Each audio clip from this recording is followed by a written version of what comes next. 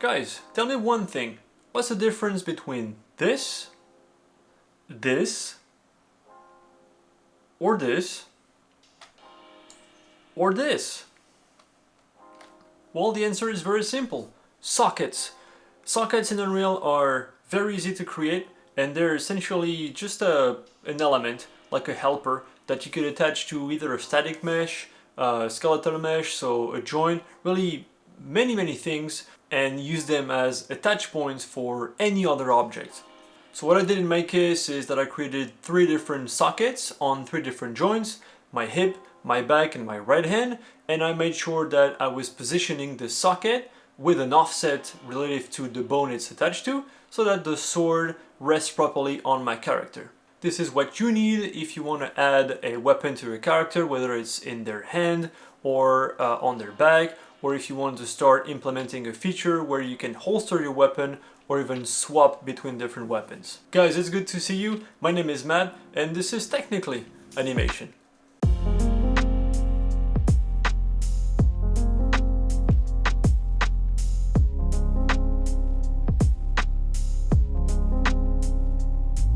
Alright, so before we jump in sockets for our character, I also wanted to show you how they could be used for static meshes, just because you might start to understand their potential a little bit more. So I'm gonna use the starter content here just to spawn a few props on the map. So I'll put a table right here. I'll move to the table. And so what if I wanted to place a statue on the table, right, as decoration? Well, of course I could go ahead and just move it, you know, on the table. But then what if I wanted to add another table with something else on top? Well, then I would have to put that object on the floor and move it again.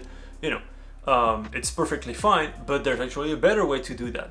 So I'm gonna delete that table, I'm gonna remove that statue, and so I'm gonna right click on my table and do edit table. That opens up the static mesh editor, and so I want to focus on the right side here. There's a tab that's called socket manager. I'm gonna go there and create a new socket that I can name whatever. I'm just gonna leave socket here, and I want to place it at the base of the table, so pretty much on the surface. Yeah, sorry, not the base, but the surface. Let's just say it's decent. I'm gonna save that, close it, and now that table has that extra socket. So I'm gonna bring up my statue again that I will place on the floor. It doesn't really matter. And what I can do now is I can right click on that statue and go to attach to. I'm gonna look for table, and now it will show me the available socket we just created. So I'm gonna click on socket.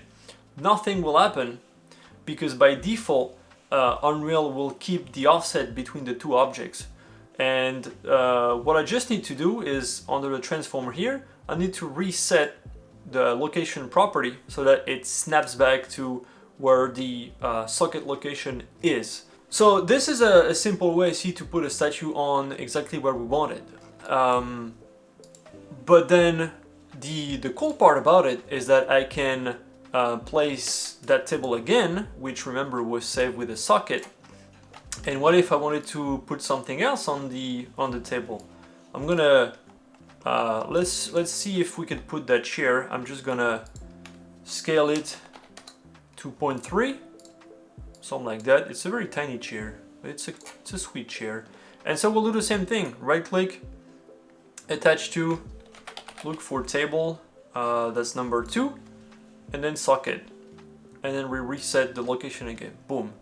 Easy. You've created the object once, and now you don't have to worry about the position of any object you want to attach to the table ever again. Now you might be saying, well, hey Matt, this is not really animation. I know, I just wanted to show you that with static meshes, and now we're gonna switch to our character to start playing with weapons. Okay, so in order to create sockets to our character, we need to edit its skeleton. So make sure you locate the skeleton of either the Unreal Mannequin or whatever skeleton you're using for your character. Mine is under meshes here, and it is called a Cybermerc skeleton. As you can see, I've already set up some of them. I want to keep those just to show you how they work, and then we're going to be creating a third one together. So as you can see here, I have one and two sockets, and then they're both, so they're each attached to a specific joint. Let me go to character, bones, and then sockets. It will make things a little bit easier. So now I have the hip stow socket. So as you can see, it's linked to the pelvis, just because I want the pelvis to be dragging the motion of the sword, right? When I move around and kind of bounce, this is what needs to be dragged, because like the attach point of my weapon is probably around here, and you know, it's offset relative to the bone, and it's positioned in a way, I'm sorry, I just duplicated it with the controls. It's positioned in a way that makes sense for my sword to rest on my character. Same thing with the one on the back. As you can see, it's attached to spine 03, which is my top node, and it's positioned in a way that it rests on my back and it goes behind the bag of the character. So now let's create a third one together on the right hand. So what we'll do is first locate the right hand, which is right here, and you right click on the joint and select add socket. I'm gonna give it a name that says sword right hand. And now in order to add the mesh you want, because you're gonna have to position the socket itself, then you can simply right click on the socket and do add preview asset and look for a weapon you have. It can really be anything you want. You know, if you don't have a weapon right now, you can preview it with any object in Unreal just to test the functionalities.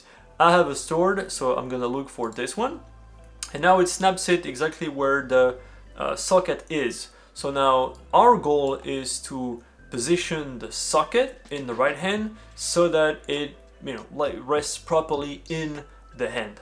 Now with the character in A pose, it might be sometimes a little bit tricky. So one cool thing here is that we can change a preview controller to a specific animation and look for one that's gonna be useful for you or easier to use. So you can for instance look for an idle animation. You can leave play. I'm just gonna go to the first frame, just because it will at least show you how your character is positioned and how the fingers are and how the hands is, so that you position your socket for your game. So I'm just gonna move it around. It might not be perfect because, as you can see, that idle was not meant to carry a weapon, but we'll test with the different animations and see. I keep duplicating it because I'm used to the Maya controls, because I rotate my camera with Alt and it keeps doing me, it keeps duplicating stuff around. I'm sorry about that. I'm not gonna spend too much time placing this. I just want to make sure it's, you get the point. So I'm just modifying both the transition and rotation so that the sword looks decent. How does this look if you play the animation? It might be okay. Now let's see if we could come up with another animation. I'm gonna look for my run forward. That's the one. Yeah, so as you can see, that animation, which will play a lot in game, it's rotated on the side, doesn't look great. So I'm just gonna match the position so that animation looks okay. I'm gonna position the socket accordingly. Obviously it's not ideal because, once again, my character is not even gripping the sword. That's something we should change. I'm duplicating things again. But just for the purpose of the tutorial, I'm gonna keep things that way. Alright, cool. Well, let's save this. And now, what happens when we play the game? Well, nothing happens, because what we just did was creating the sockets and we added a preview mesh on top of them. but it doesn't change the fact that, you know, we still have to set things so that the weapon starts to be visible when we play the game. So in order to do that, we'll edit our third-person blueprint. So I'm gonna go to mine, which is under third-person blueprints, third-person character. I'm gonna go to the viewport, and I'm gonna select my mesh and then click add static mesh that I will name sword. Why not? Okay. Now on the right side here, static mesh, I'm gonna select my sword or any weapon that you guys want to use. Okay. And here, since we made sure, if you haven't, make sure you parented to mesh. So let's just say you created it and it's not on the right position. It has to be a parent, right? Okay, so if your sword was not parented to mesh, make sure you do by just dragging it to mesh and it becomes a child. Otherwise you won't be able to select any parent socket here. And so now we can look for the sockets we've created. So I have 3 of them, including the one we just created together. So I'll select it right now, and as you can see, it gets snapped to where my socket is. Now if I save and play, now my character is holding a weapon. And I can do the same for any other socket. So if I wanted to change and have it on my back, which I usually do, then I simply save, see it gets snapped to where I position the socket, and then play the game, and my character has the sword on its back. Now, while this approach works, it's perfectly fine, we've simply attached a static mesh to our character. It is not technically, for the game purpose, a weapon.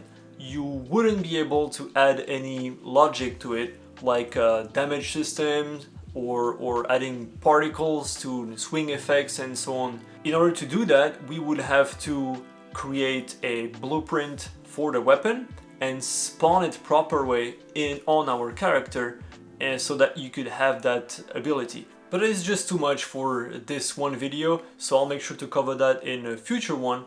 In the meantime, have fun with sockets, have fun with your project, take care of yourself, and I'll see you in the next one.